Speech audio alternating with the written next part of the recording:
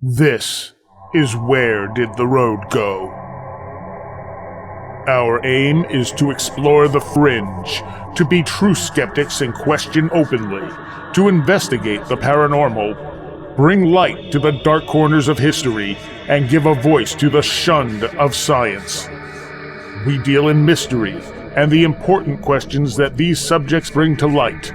What is reality? Who are we? And why are we here? Join us on the web at wheredidtheroadgo.com for a full show archive, links to all our social media, upcoming schedule, and much, much more. Now, join your host Soraya on this week's edition of Where Did the Road Go? Welcome to this edition of Where Did the Road Go? Tonight, my guest is Jenny Ashford. She's been on once before talking about the Mammoth Mountain Poltergeist. Tonight, we're going to be talking about her second book, which is the Rochdale Poltergeist, which she did with parapsychologist Steve Mera. We were trying to get Steve in on this too, but he was unavailable when we were doing this. But she does have another book with Steve coming out, and we'll talk a little bit about that. I think it's called House of Fire and Whispers. And she'll be back. We'll have Steve on with that one so he can give some different insight into this stuff as well. Now, for some reason, we were having some weird feedback issues during this interview, so you may hear some clicks and some pops and a little bit of a hum, especially in the beginning. Whatever was happening, I could not get it to stop unless I turned my microphone off. So I would have to occasionally turn it off and on. You might hear a pop. I tried to remove most of them since this was pre-recorded, luckily. But whatever was going on, we couldn't figure out where it was coming from. It didn't happen in the next interview I did that night, so I really don't know what was up. So you're just going to have to forgive that little bit of a hum and the occasional pop. I apologize for that. Not usually something that happens.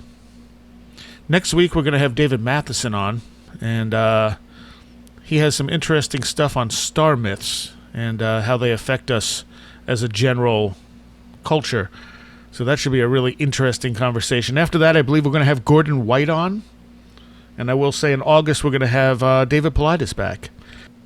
Of course, if you want to help the show, go become a Patreon. You can do that at wheredidtheroadgo.com, where you can find all kinds of great stuff associated with the show. Links to all kinds of things, some free books, and all the shows we've ever done for free. All right, with no further ado, this is my interview with Jenny Ashford. And I'm speaking with Jenny Ashford, and we're going to be talking about the second of your books on poltergeist phenomena. This one is the Rochdale Poltergeist, correct? Yes, it is. And I had you on previously for the Mammoth Mountain Poltergeist. That's right, yep. And you want to tell people a little how you got investigating poltergeists? It was kind of odd, actually, because I'm a horror writer. I write fiction mostly. But I actually got into writing poltergeist book because of Mammoth Mountain Poltergeist, which I talked about in the last show back in April. And that was my boyfriend, Tom, told me about a poltergeist case that happened to him when he was, 13 years old back in 1982. And, he told me about his experiences and I got interested in it. So I kind of, looked a little bit into it and wrote a book about it. And then from that, we contacted a parapsychologist in Britain named Steve Mera, and we sent him a copy of Mammoth Mountain, and he read it and reviewed it for his magazine. And he liked it so much that he contacted us and started talking to Tom about Tom's case, and then Steve was saying, oh gosh, I have so many weird poltergeist cases. They were like comparing poltergeist notes and stuff like that. And so Tom was like, Jenny's a writer. If you have any cases that you think would make an interesting book, So we kind of talked about that. And he said, yeah, I have this case that I did in Rochdale back in 1996. And it was pretty weird. And it was like one of the weirdest cases he'd ever experienced. So he said, does she want to write a book about that? And I was like, yeah.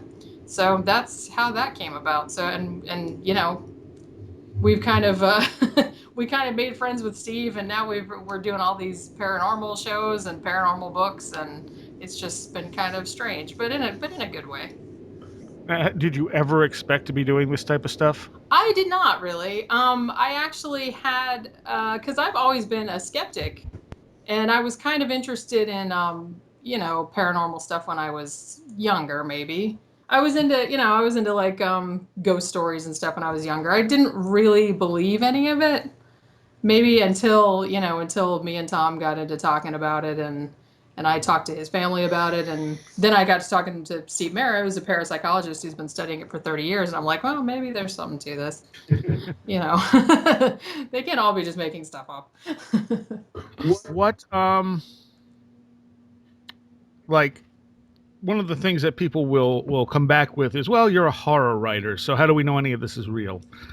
Yeah, I know. Yeah, I don't know. I admit I did kind of. I have been asked that before, and it didn't really bother me because I feel like, I mean, my horror is really not anything like my paranormal nonfiction.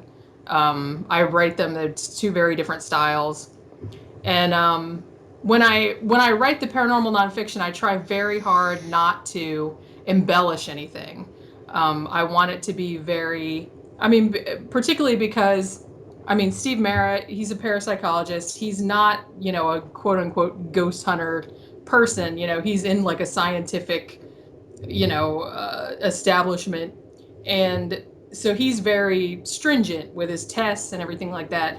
And he's very quick to say, this was faked, or this, we didn't think it was anything to it, or whatever. So I really tried to follow that in my book, where it's like, I didn't want to, I still want the book to be enjoyable to read, and I still want it to be creepy because, the things that happened were creepy, but I don't want it to seem like sensationalized. So I Right. kind of made it very much just like, kind of a litany of, they arrived to the investigation, and then they did this and they did that, and then this happened, and then I have him kind of explaining what he thought it might be, or, and if he thought that there was a rational explanation there could be, then I would put that in there too. But like I said, I still want it to be a good read, but I don't want it to seem like, like it's a horror movie, because you Yeah, know what it I does. mean? Like, I'm trying to keep it kind of not out there, Right. Yeah, it doesn't come across as if you're watching Conjuring. Right, exactly. It's not, it's very like analog. It's not CGI, That's yeah. Um, the yeah, and the way you have it written. I mean, you. I think the thing about you being a fiction writer is you have experience writing to begin with, Yeah. so you're able to take these details and make the without sensationalizing them and make them interesting. Yeah, I hope so. I mean, I hope that was one of the things I did. I mean, what I like to do, the great thing about Steve too is that how we got, most of the material was, we interviewed him on Skype, he would just sit down with us for a few hours over however many days it was, and we would just talk to him on Skype, and we would record him. So, and then I would transcribe all the videos, and then I would just kind of piece the story together from there. So a lot of the work was kind of done for me, because he's very good at remembering details, and he's very good at keeping things in the proper order that they happened, and he's also really kind of good at, like, cool turns of phrase, and he's good at making it interesting. So it wasn't really that hard for me to kind of massage it into like an interesting story. You know what I mean? Yeah. So, tell us about Steve a little. Like, how long has he been investigating this stuff? Probably about 35 years, I want to say, at least 30 years. And he's a really cool guy. I mean, I don't know like a huge amount about him when he was younger or whatever like that, but he um he works for something called Mapit, and it's in Manchester, and they originally started just doing UFOs, and I think that was back in the 80s. And then later they kind of expanded to all different paranormal things. So he's been doing this for a really long time, and he's actually the scientific establishment of parapsychology, which is, the team that that went to investigate the Rochdale case. He was the founder of that, Oh, and he's okay. and he's also the owner. He does Phenomena magazine, which is like a Hmm. monthly, yeah, like a monthly e-zine that has all paranormal stuff in it, UFO stuff, all that kind of things. And he has a TV show in the UK. It's a TV show or a web series, I can't remember exactly, but it's called The Phenomena Project. And they do, I think they're like hour long episodes about various paranormal things. Oh, Yeah, that's cool. yeah. So he's a busy guy. He's kind of he's all over the paranormal, community. But he's mostly dealing with like ghost, poltergeist type paranormal stuff. Yeah, nowadays, yeah, I think that's mostly, what he's well, when he goes to investigate something, that's what it would be. Okay, and he's based out of the UK. Yeah, he lives in Manchester. All right. So tell us a little about this Rochdale case. Okay, this was a case, and it happened in 1996, and Rochdale is it's a little town kind of outside of Manchester, almost like a suburb, and things had actually been going on at this house like for a long time before Steve got involved. I mean, the book I wrote, it's mostly from Steve's point of view. Like I kind of said some things that happened to the family before he got there, but I was mostly writing it from his point of view, so I kind of kept it to his perspective. But apparently, for about 10 months before they called him, this family, the Gardner family, it was a woman and her husband and their 34-year-old daughter, or it was her 34-year-old daughter.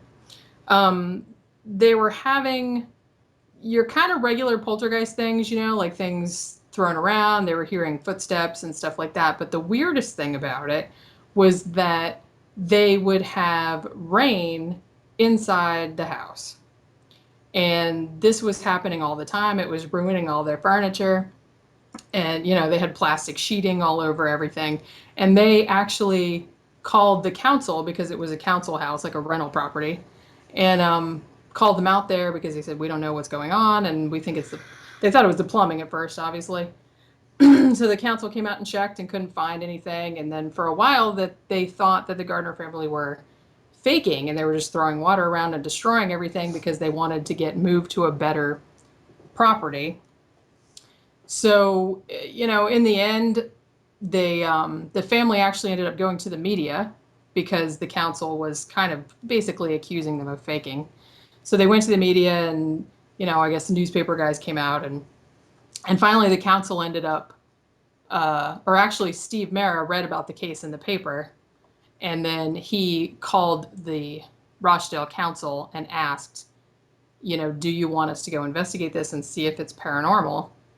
And so basically, that's how they got involved. And it had already been going on for almost a year at the point Steve became involved. And when Steve and his team went, and it was actually 5 of them altogether that went there,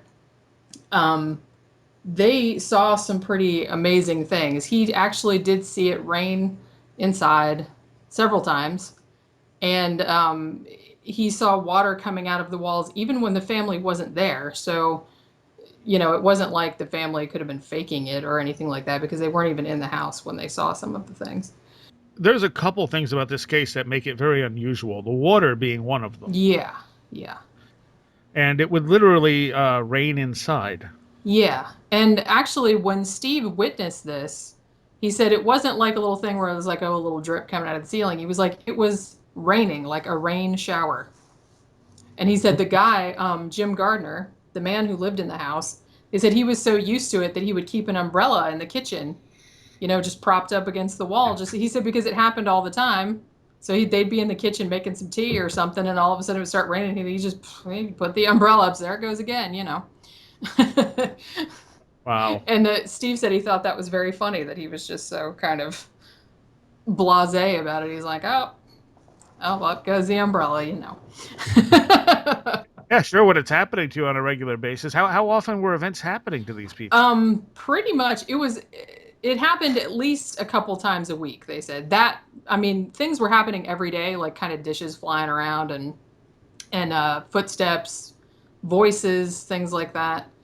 They had voices coming out of a radio that wasn't plugged in and things like that. The rain thing I think was happening, a couple times a week. And like I said, it was so often that they had to cover all their furniture with plastic because it was just ruining all their furniture. Everything was just getting wet all the time. Tell us a little bit about the people who were having these experiences. Well, they were actually an older couple. The woman, her name was Vera, and I believe she was in her 60s or 70s at the time. And Jim was her husband, and he was her second husband. Her first husband had actually died in the house um, from a heart attack, I think. And so for a while, she actually thought the poltergeist was her dead husband haunting her. And she might still think that. I'm not really sure. Mhm. But Steve didn't think that. But she thought that because sometimes she would hear coughing that sounded like him, and she would hear like a man's footsteps, like in the back bedroom where he used to live, you know, and things like that. Now the couple, Vera, she had a daughter named Jeanette, and Jeanette was 34, so a little old for a traditional poltergeist focus. Yeah. But she also had some mental disabilities. So she had the mind of about maybe an 11 or 12-year-old girl. And it came to light later. Steve and his team did not know this when they first went to the house because Vera and Jim had kind of not disclosed it. But when Steve was asking them, is there any trauma that Jeanette is going through that might be causing her to be, the catalyst for all of this activity? And they said, oh, well, she had a kid, she had a child, and the child was taken away from her and put with a foster family because they didn't think that Jeanette was capable of taking care of it. Hmm. And so this had obviously been very traumatic for her. And so that was one of the things that kind of, and the family had also been going through a lot of financial problems. And so that was one of the reasons that Steve kind of thought that maybe Jeanette was probably the focus. Although things did go on in the house when she wasn't in there, which he thought was kind of fascinating because he said, that means that maybe she can do it from somewhere else. She could do it remotely. Like the phenomena wasn't as pronounced when she wasn't in the house, but it was still present. Yeah. So but I think in the end, I mean, obviously it's a paranormal, so no one's going to say it was this or it was that. But Steve said he does believe that she was probably the focus of it. And when they moved the family to another house, because they did actually end up moving because they just couldn't, they said it's just, everything in the house is getting ruined and they can't deal with it anymore. So they got moved to another house. And after that happened, um, really no more paranormal activity took place, even in their new house. Now there was some in the new house, but but it turned out when Steve went to investigate that Jeanette was faking it at the new place because she missed the attention that she had been getting at the original house when the actual poltergeist activity was going on. So when she got to the new house, she started throwing things around like behind her mother's back. Right. But they caught her on a secret camera. So And they knew it was her at the new house. and that is such a common thing with genuine poltergeist cases where you get people faking little bits and pieces of it. Yeah, exactly. And that happened here. It happened in the Enfield case with the little girls would sometimes fake things. Hmm. And I think we talked about this when we were talking about Mammoth Mountain, how sometimes that can help the focus to actually make the real things happen because, they fake something and someone sees it and believes it, and that gives the focus confidence to be able to do it, paranormally, quote unquote. Right. Even though they don't know they're doing it. Right, right. Um, and then that was the second part that was really unusual is that this woman was so much older than the normal children who are normally around puberty Yeah. when this stuff manifests. Yeah. And that was why initially they weren't really sure what was causing it because, there wasn't any of the standard kind of things that you would find in this kind of case normally. But after they kind of looked into the daughter somewhat, they pretty much figured out that was what was causing it because a lot of the phenomena did focus around her also. Like a lot of it happened in her room and like especially all the objects that were thrown around, a lot of that happened in her room. And it was their priest that actually told them about the daughter, right? Yeah, I think it was actually. Now that you mention it, I was like, yeah, I don't even know if the family told them that, or the priest told them about that first, and then they asked the family about it, and they said, yeah, Because it almost seems like once he went and talked to the priest, a lot of the things started falling into place as to yeah, yeah. what the was. Which was another. I mean, Steve said he was kind of, he wasn't mad at them, obviously, but he's like, we're trying to help them, and maybe it's embarrassing for them to Yeah. admit, but it's they're if they're trying to help them, they kind of need all the information they can get. Not only that, but the family's probably thinking, what does that have to do with this? Right, yeah. This is my husband haunting us, That's and yeah, and that's essentially, like I said, Vera might still think that to this day if she's still alive, which I'm not sure, but I mean, she was kind of pretty adamant in that belief pretty much the whole now, time. now when Steve and the group first got there, they did see water moving weirdly on the ceiling of the hallway. You have some pictures in your book of this. Yeah, that's right. He said that was one of the most amazing things he'd ever seen, and it was just this tendril of water, and they saw it in the hallway up on the ceiling. And he said, and it just kind of came out of the ceiling, and then it just moved across the ceiling as though he said it was almost kind of like a snake or something like that. And he said it just moved across the ceiling, and he said it actually went around the light fixture as if avoiding the obstacle.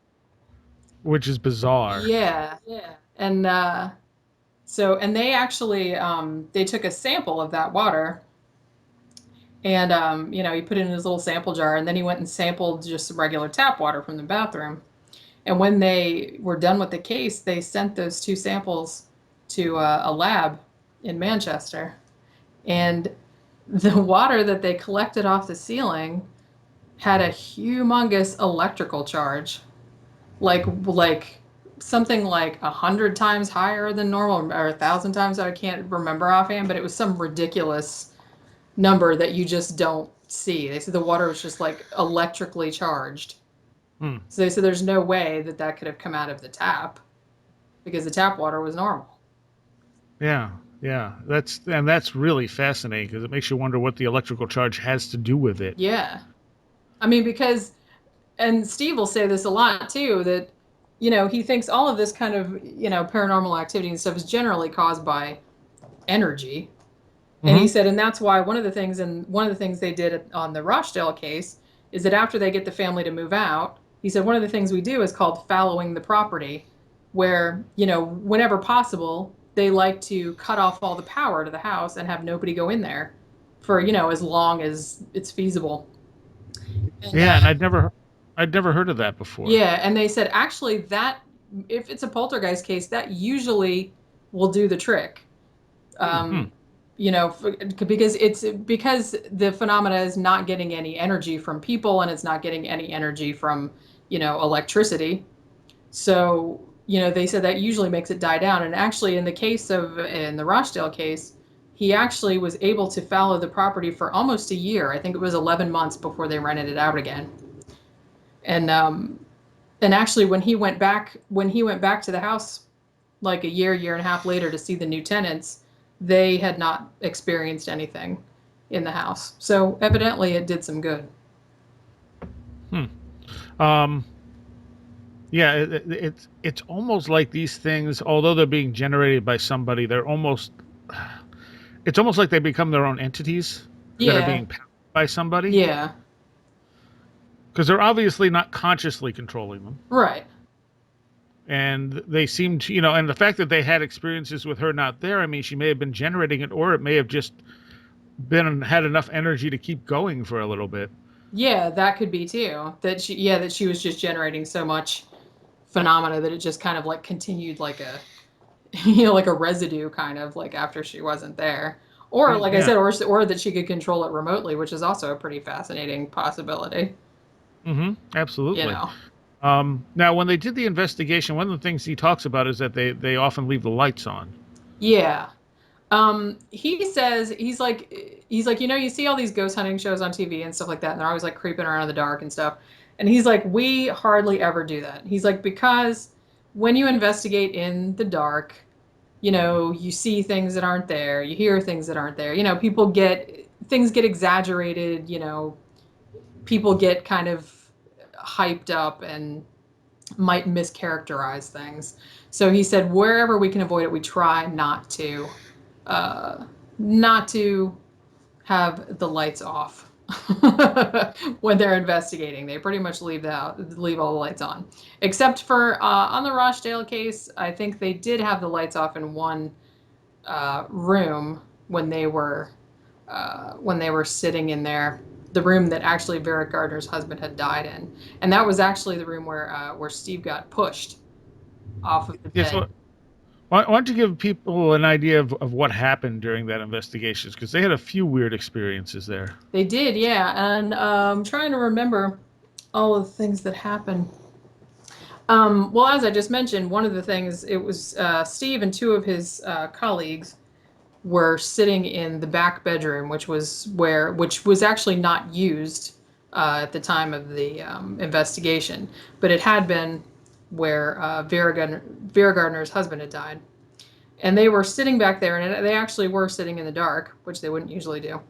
And they heard a wheeze, like right behind them, like a man wheezing. And so Steve was going to turn around to look, and all of a sudden, he was pushed off the bed and across the room, and into like a chest of drawers that was about 4 feet in front of him. And he said it happened so fast that he didn't even realize. He's like, just 1 second I was sitting on the bed, and the next second I was across the room. And he said it kind of felt like, he said it felt like a punch, but it also felt like an electric shock at the same time. And there were actually, I put a picture in the book, there was a red mark on his back. We're having like a big kind of a bruise. And so he said that was actually the thing that made him almost like not want to do parapsychology anymore. Because he said, I've seen a lot of stuff. He's like, but that was kind of the first time that I ever been like hit. And it's interesting that there was an electrical aspect there, that it felt almost electrical. Yeah, that's what he said too. He's like, that's exactly. He said, like I said, he said it felt like an electric shock, like an electric eel, like being hit by an electric eel. He said that's Hmm. what it felt like. But And they also got a picture of water on one of the doors, I believe. yeah, and that actually happened when one night when they had sent the family away, like they sent the family to stay with relatives overnight, so the whole team could sit in the house and investigate without them there. And they were actually like just walking through the house, like investigating and recording and stuff. And all of a sudden, the door from the living room to the kitchen, all this water just popped out on it, like little drops, and then just started to drip. And they all saw it. It's like suddenly there was no water, and then suddenly there was all these drops of water just popped right out of the door, and they just kept, and then the back of the door was dry. There was also, if I remember right, 'cause I just finished reading it last night. I know when did this come out actually? Last October. Last October. Okay. Yeah. Um, it was, you also had the statue that moved. Yeah, that's right. And the funny thing was that it was a little statue of like, blind justice. And I think it was just made of plastic. And it had been, well, they actually didn't know where it had been, but they were walking through the house and suddenly it was in the middle of the floor. Like, well, obviously this was not here before. And it wasn't laying down, it was standing up. And so like, well, gee, where'd that come from? So they wanted to see where it had come from. So they went back and looked at all their tapes, because they always do like 360-degree sweeps in all the rooms when they first get to a house. So they can document where everything is. And so they watched all the 360-degree videos, and they couldn't see it. They're like, it was, it wasn't there. And so when the family came back the next day, he picked up the statue and he said to Vera, "Is this yours?" And she said, "Yeah, my ex-husband, my dead husband bought me that when we were on vacation somewhere." And he said, "Well, where was it?" And she said, "Well, it was right next to the TV." So it's always been there for years and years. And so they showed her the video, and it was not there on the video. And this was the first day they arrived, like to do the investigation. They hadn't even really done any investigation. That was one of the first things they did, was take all these 360-degree sweeps in all the rooms. And so at some point, this statue had disappeared from where it had been, and no one noticed. And then suddenly, a few days later, it turns up just in the middle of the floor, like, hey, here I am. And Steve's like, he's like, we've been walking through the house, and this was right on the path from the living room into the kitchen. It's like, obviously, if Right. it had been there before, we would have tripped right over it because it was standing right there.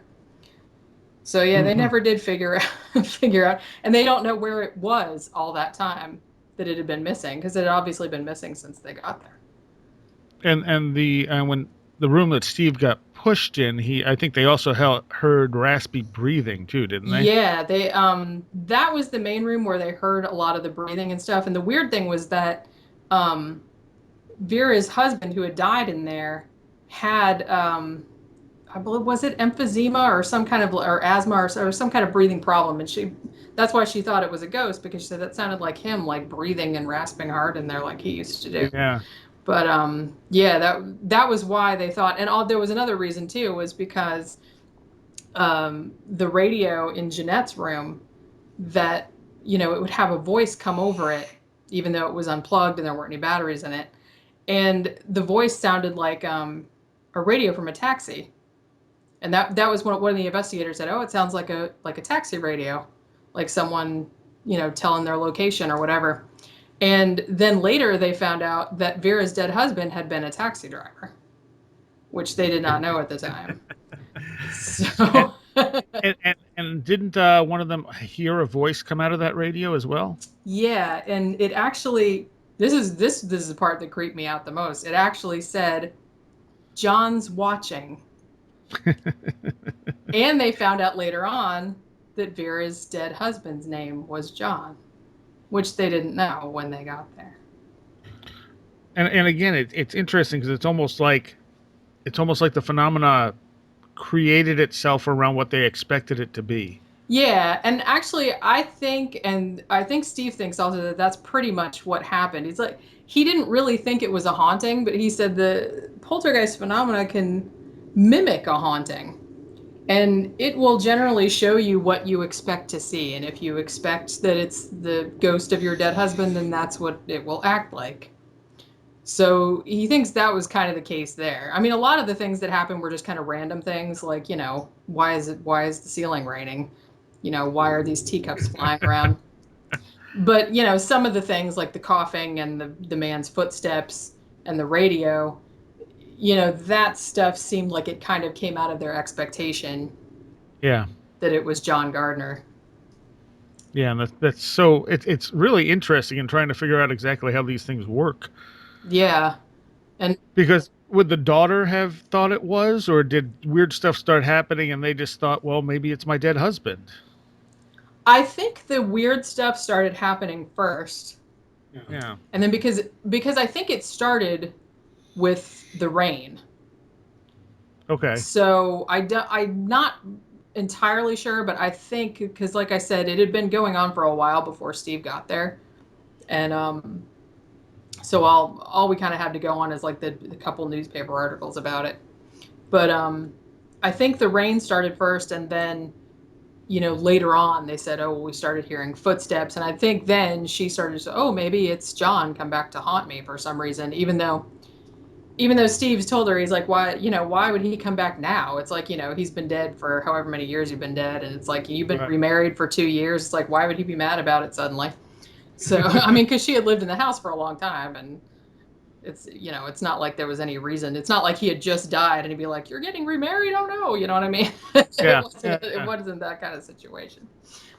Although oddly, you also find this phenomenon happening when things are changing and like moments of transition and stuff. But it doesn't seem like they were in any kind of transitional state at that point. Yeah, that was another thing. I mean, other than, like I said, other than Jeanette's child being taken away, but I'm actually not real sure how long that had been, like before the phenomena started. Like, I'm not sure what the gap was from when her kid was taken away to when the phenomena started. Right. Yeah, so Right. that actually might have been the catalyst that kicked it off. Yeah. It Is just took a while to get to some kind of really severe, noticeable phenomena. Yeah, yeah, because obviously that was really traumatic. She was still visiting the kid, But it didn't seem like it was a really good situation all around. Now, you also have a list in there of some other water-related poltergeists, and most of them happen outdoors. You get, weird poltergeist effects outdoors. I've heard of rocks raining outdoors and Yeah. poltergeist effects, or indoors, but water raining inside is sort of rare, you said. Yeah, yeah. I mean, mostly, I think most of the water manifestations, they tend to be kind of like unexplained puddles and things like that. The other main case was Donnie Decker, the Stroudsburg Rain Man, Right, who right. made it rain inside his jail cell and in a couple of other places. And there was also, I think there was a case in the 50s, I want to say, called the Water Demon, where people with this couple, it was an older couple actually, who had water kind of shooting out of their walls. Yeah, that's weird. Yeah, and that was another kind of case where they didn't have any kids or anything like that. It just suddenly all this water started shooting out of their concrete walls, and they couldn't figure out why. But and it would make like a popping sound. Time Yeah. like a gunshot or something. I mean, I suppose, when we're looking at this stuff, the rule would be generally it's created by kids who are, again, in that transitional period. But there's no reason why adults can't do it too. Yeah, that's It's probably not as common. yeah, yeah. So, now your next book is going to be coming out, you said August 1st? Yeah, should be right around then, yeah. And you want to give people just a slight teaser overview of what that case is? Okay. That's also with Steve, right? Yeah, this is a case that Steve actually investigated just this year. He was there for 6 days this past January, and then he was there for another 8 days this past April.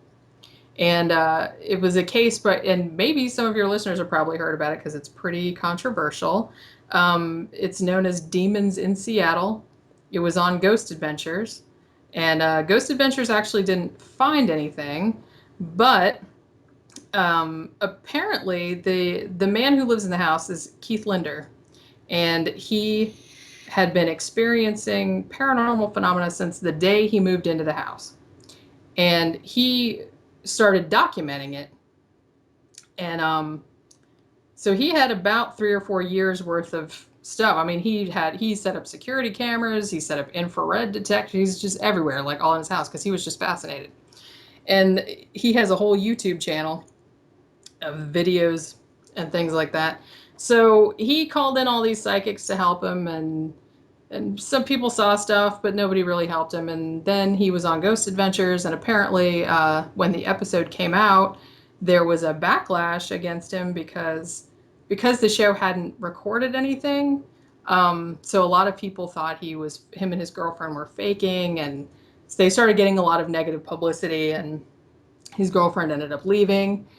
And so he ended up contacting Steve after he read the Rochdale Poltergeist. Actually, he found the book through Google, and he read it, and he said, "Oh, that sounds kind of similar." And he said, "And that investigator sounds pretty cool. Like he's got his stuff together, and he's a scientist and everything."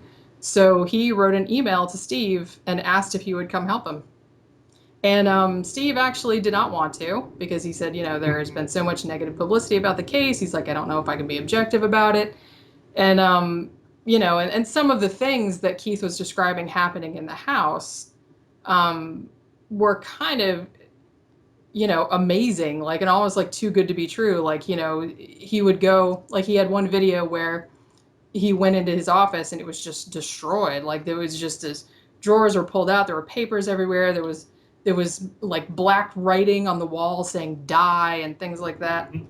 Yes. I do remember this. Yeah. So Steve at first was reluctant, but finally Keith was like, no one's helped me. Please help me. And he's like, and this is going on. All this stuff is going on, and I don't know what to do. So Steve finally broke down and just said he would go. So he and his colleague Don Phillips flew to Seattle last January and investigated the house, and they found some significant paranormal activity. Huh. Which, All right. yeah, so it actually, yeah, it ended up being pretty, and actually, I don't want to give too much away, but he said that on this case he collected more clear EVPs than he's ever collected on every. He said I collected more EVPs on this case.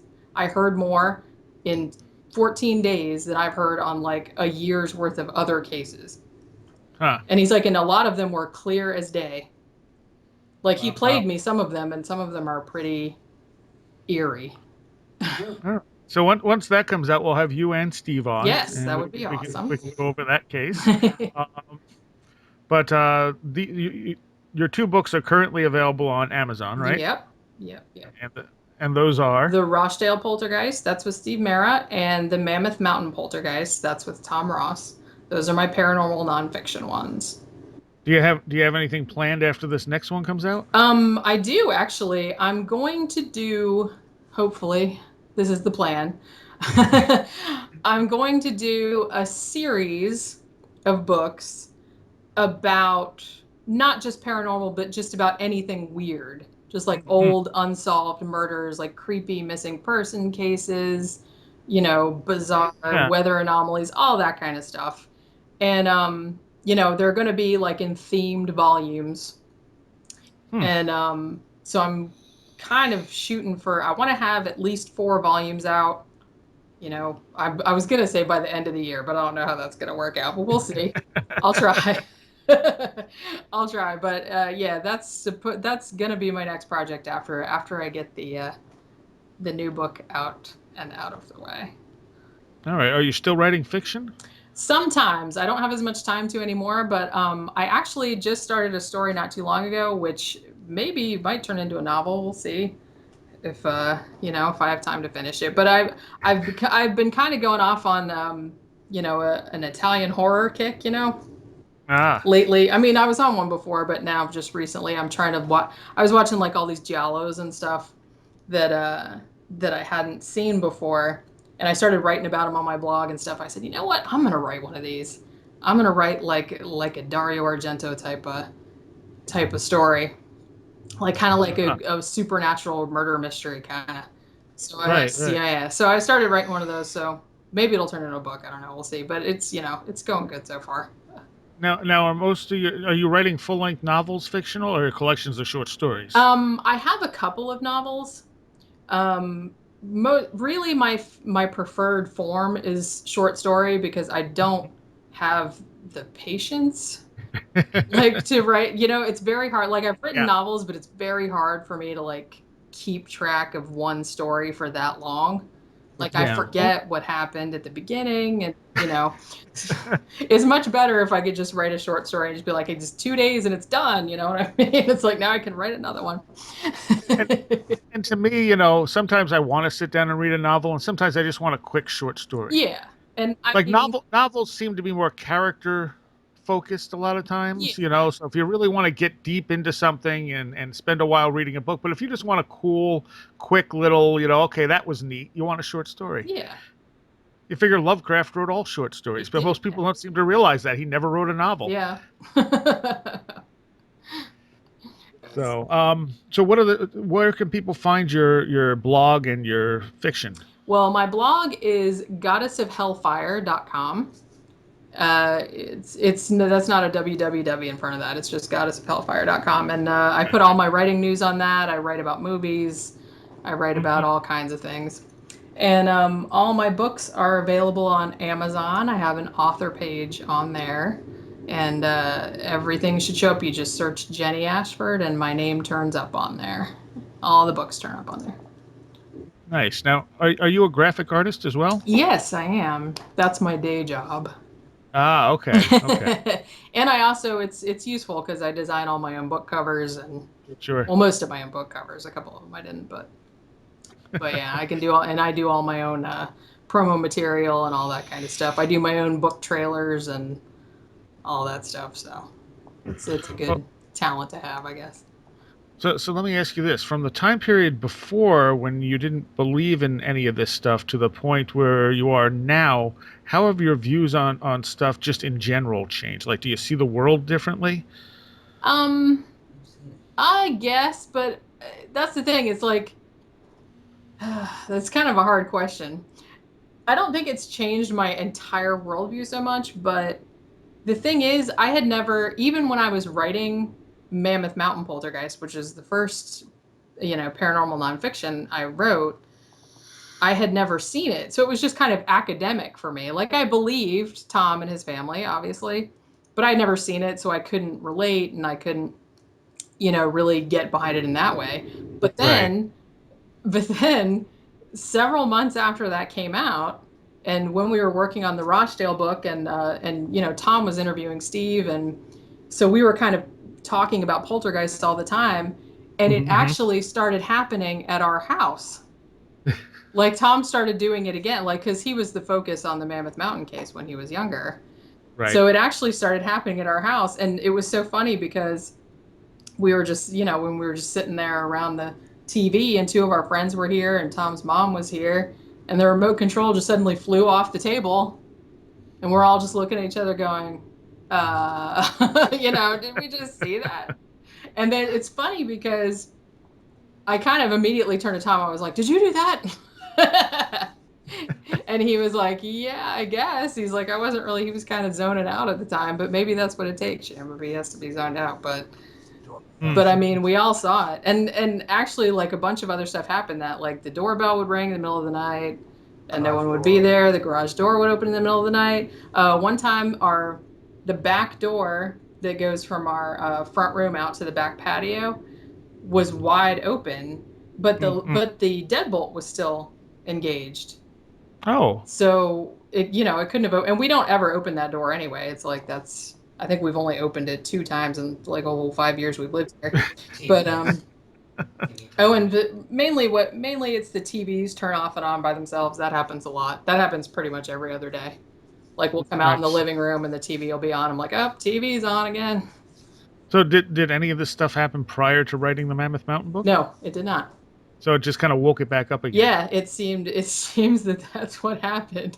And it's funny because I don't know, like because I always just say to Tom, it's like, oh, I wish I could have seen it. I wish I could have seen it. And now that I saw it, I thought I would be scared, but it's kind of not. I don't know. It's not scary. It just happens. Yeah, it's almost just kind of like, oh, there it is. There it goes. Well, sure, because nothing's scratching you, nothing's hurting you. Yeah, that's true. And it's just, it's just weird.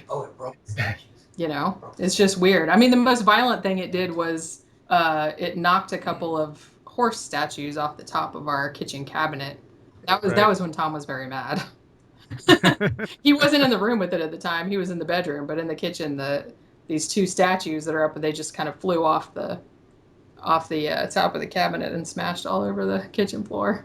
So So did it make you feel like, okay, yes, I was right, like to believe him on this stuff?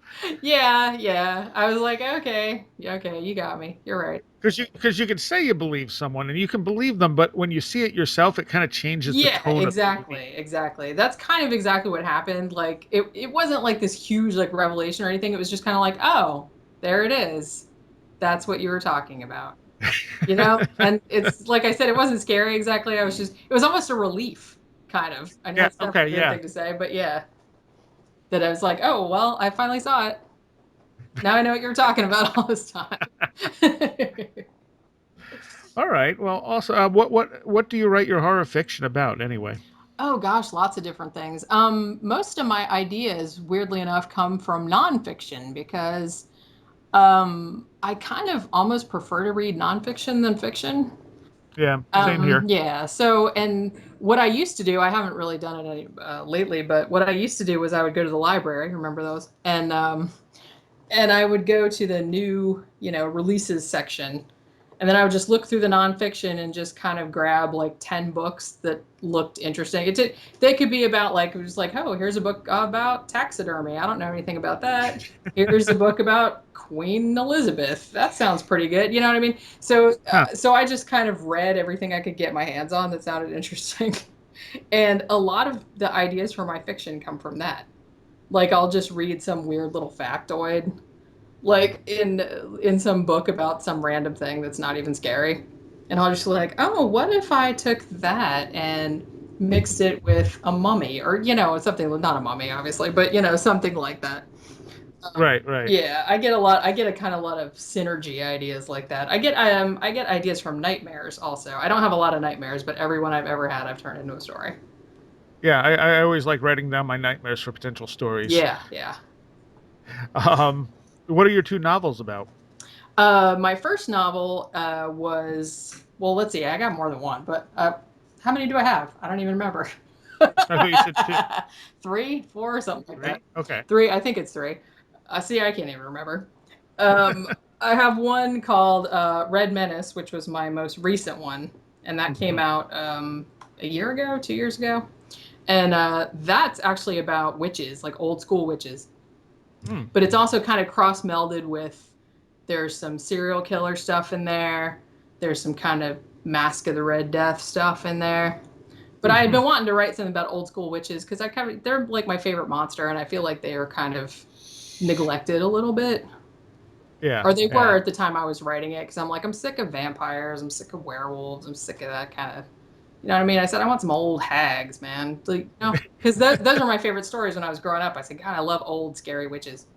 So I wanted to write something like that. So that's what Red Menace is about. And I also have one called The Five Poisons, which is about a girl who lives in a dimension that's kind of just underneath ours, where all of humans' nightmares come from. There are like these little shadow creatures that live down there that can like morph into whatever you're afraid of. Oh, that's cool. Yeah, and they're going to they're kind of trying to escape and like repopulate the earth and make everybody go insane. So she's trying to Huh. stop them from doing that. Wow. Yeah. It's not a long book, but that's actually my favorite one, I think. It's definitely a unique concept. Yeah, and to tell you the truth, I can't even remember where I came up with that idea. How long have you been writing fiction? Oh gosh. How old am I? Probably about 20 years. Oh, I wow. mean, I Okay. started when I was really young, but I mean, Hmm. a lot of the stuff I wrote when I was like a teenager really sucked and I threw it away. Sure, sure. Um, so, When did you publish the first book? I think 2005. Okay. But I mean, I started out getting short stories in anthologies and stuff like that. And Uh, okay. yeah, and then later on, like I published novels, but I started with short stories. Okay. All right. And one more time, people can find you at. I have a website at jennyashford.com, JENNYASHFORD, and that has everything on it. That has all my links to my books, that has links to my blog, that has all my graphic design work, my portfolio, everything. And I also have the blog is at goddessofhellfire.com, Mhm. and I have an author page on Amazon also. Just search my name and all the books will come up like magic. Okay. Are any of them available physical, or are they just ebooks? All of them except one are available in both formats. Okay. The only one I have like kind of a graphic novel called The Tenebrist, which is about Caravaggio, the painter. I don't know what that is. The painter from the Italian Renaissance Oh, okay. that murdered a guy. So it's kind of about Oh. that. It's kind of about him murdering a guy, but Huh. it's kind of illustrated. But obviously, I didn't want to do that one as an ebook because I thought it would lose, it's the look of it. Yeah. Yeah. So Yeah. that one's just in print, but all the other ones are print and ebook formats. Okay. And you publish them yourself? Two of them were published by Damnation Books. That's Red Menace and Bellwether were published by Okay. Damnation Books. The rest of them I published. Okay. And all the paranormal books are Yeah, self-published then. yeah. All right. So we will be talking to you again after August 1st. Okay, cool. And the new one that people need to look out for is what? House of Fire and Whispers, Investigating the Seattle Demon House. That's what it's called. All right. Thank you, Jenny. No problem. Thanks a lot for having me on. All right. And that's the show for tonight. We'll have Jenny back to talk about her new book in a month or so. Lots of great stuff coming up over the summer.